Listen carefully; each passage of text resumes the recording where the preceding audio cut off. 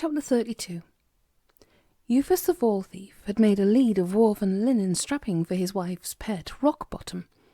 Neatly plaited in red, green and white, with a loop that fitted securely round the little reptile's shell, the leash came in handy when Digity took Rockbottom for walks around the deck of the raft.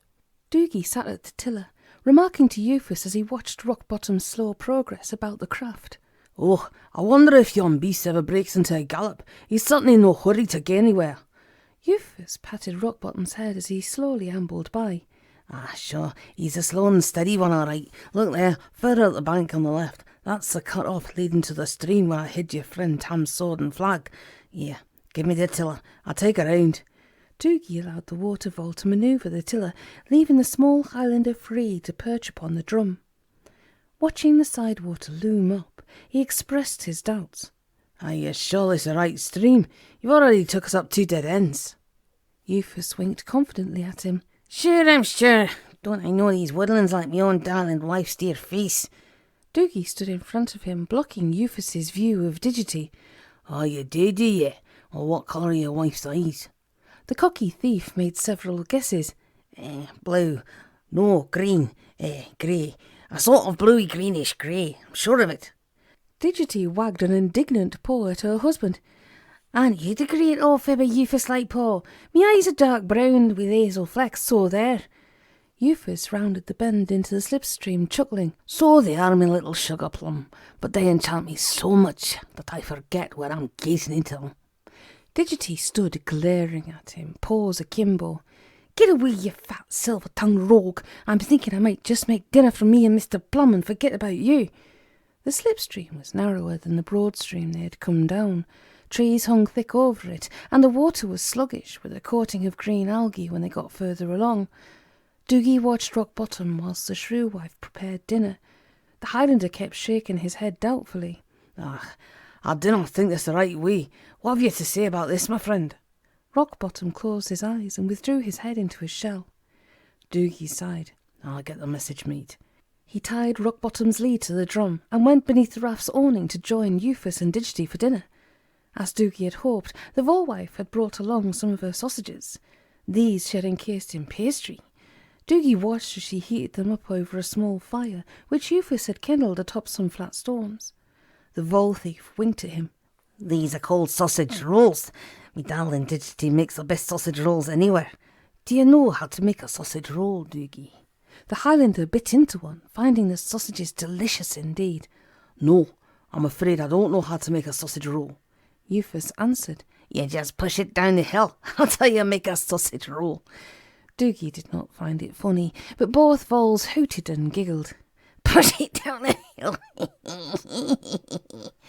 Doogy took another sausage roll. Then, glaring at Euphus, he spoke firmly. "If you've got us lost, my friend, I wouldn't push you down a hill. I'll fling you over a cliff." Digity pressed more sausage rolls upon Doogy. Sure. Don't be fretting yourself, Mr. Plum. My Euphus will get us there. You know, I'll sing you a song to cheer you up." The vole wife, with her sweet little voice, launched straight into song. "Old Roderick Vole had a grand appetite. Sure, he'd lived with it all of his life. And when he got home to his cottage one night, he called out to his own darling wife, 'Oh, bring me some stew, a big bucket or 2, and 10 of your old apple pies. A cheese from the shelf as big as yourself, and a trifle just as a surprise. Now me stomach is slack for me health to come back, then you must keep me nourished and fed. I'll be happy all right and well rested tonight when I toddled off to me bed.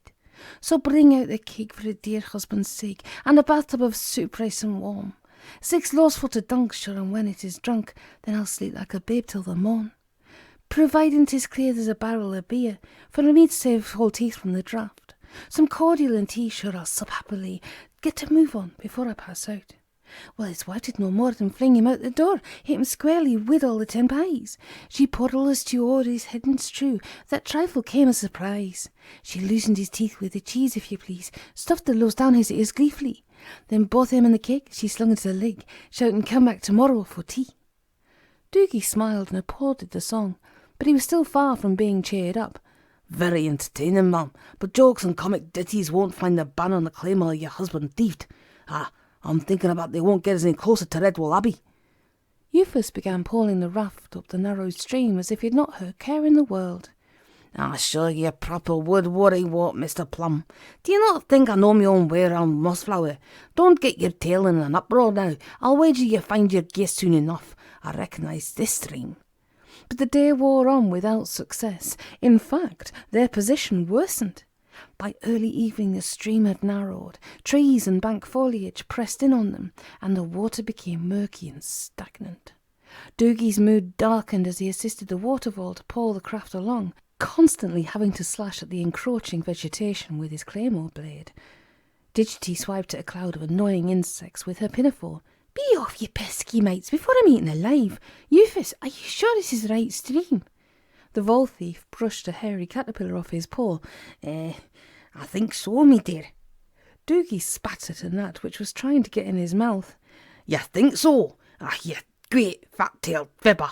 I've a good mind to beat your lying bottom into that water." Euphus tried a weak smile, which faded on his lips. Even Rockbottom shook his head in disgust. The raft had been slowly drifting forward, but now it ground to a halt with a bump. A huge, rotted beech trunk blocked their way. Beyond it the stream was a mere trickle.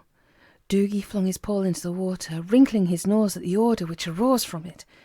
Digity began to weep, throwing her pinafore over her face. "Oh, Euphus, how could you do this to us?" Doogy rolled the drum onto the solid bank ground and placed the tortoise upon it decisively. "Dry your tears, Mum, and come ashore with me. I'll try and find us a way out of this with that lying buffoon you call her husband." He lifted the volewife onto the bank, passing the supplies to her and glaring at Euphus. "And as for you, my foolish friend, you can shift for yourself. I can stand your thieving and lying no longer." As darkness fell over the woodland depths, a small fire made an island of light in the gloom. Doogy, Digity and Rockbottom gathered around the flames, roasting sausages on sticks and drinking beakers of the volewife's plum and gooseberry cordial. Digity glanced anxiously at the Highlander. "I wonder what Euphus has got to. Do you suppose he's all right, Mr. Plum?" Doogy jiggled a hot sausage from paw to paw, breaking off a piece and tossing it to Rockbottom. "Oh, I wouldn't bother my head about him, Mum. I can hear him out there watching us. He'll come to no harm, and maybe he'll learn a lesson or two, eh?" The vole thief's voice came through the trees to them. He sounded lonely and forlorn. "Aye, 'tis a sad thing to be left alone in this old forest, and all because of one little mistake. Sure, and it must be a grand for some I know, sitting round a nice warm fire and feeding their gobs on sausages and cordial, while the likes of myself is cast out into the wilderness to be ate by flies and die of hunger and drought. I must have led a wicked life come to this." He sounded so pitiful that Digity had to wipe a tear from her little tortoise's eye. Doogy heaved a sigh. "Oh, you may as well call her Rogie in, Mum." Before the volewife could say anything, Euphus dropped out of a tree to sit beside her, grinning from ear to ear. "Top of the evening to you, mates. Pass me a sausage, will you, me old darling Daisy? I'm dying for the lack of victuals. Doogy, me lovely friend, how are ye?" The Highlander passed him a beaker of cordial before responding. "None the better for your asking, thief. Now understand this. I'm leading the way from now on. You've got no say in it, and if I want to get lost, I can do it without your help. You just roll that drum along and follow me." Euphus saluted several times, nodding in agreement. Sure, you're right, sir. Orders are orders, and 'tis me faithful self to be carrying them out. Isn't he right, Digity, me little rosebud?" The volewife slammed a hot sausage into her husband's smiling mouth, leaving him spluttering. "Oh, Mr. Plum's right, sure enough. One more word from your fibbing lips, Euphus Lightpaw, and you don't get another bite to eat or drink from me. Is that clear now?" Euphus patted Rockbottom's head and fed him the sausage. "Me little pal, that one's not a creature to argue with. Cheer up now, and I'll sing you a grand old song about a poor mouse who had a showish wife." Doogie's paw strayed dangerously close to his sword hilt. "No, you won't. We'll eat that supper and go to sleep." Euphus collapsed backwards, saluting as he did. "Go to sleep, sir. Orders is orders, right ya?" Like a broken silver coin, a half moon shone down on the small group sleeping around the glowing embers of the fire. Doogy lay wrapped in his plaid, wondering if he would ever again get to see his friend Tam, or walk through the welcoming gates of Redwall Abbey.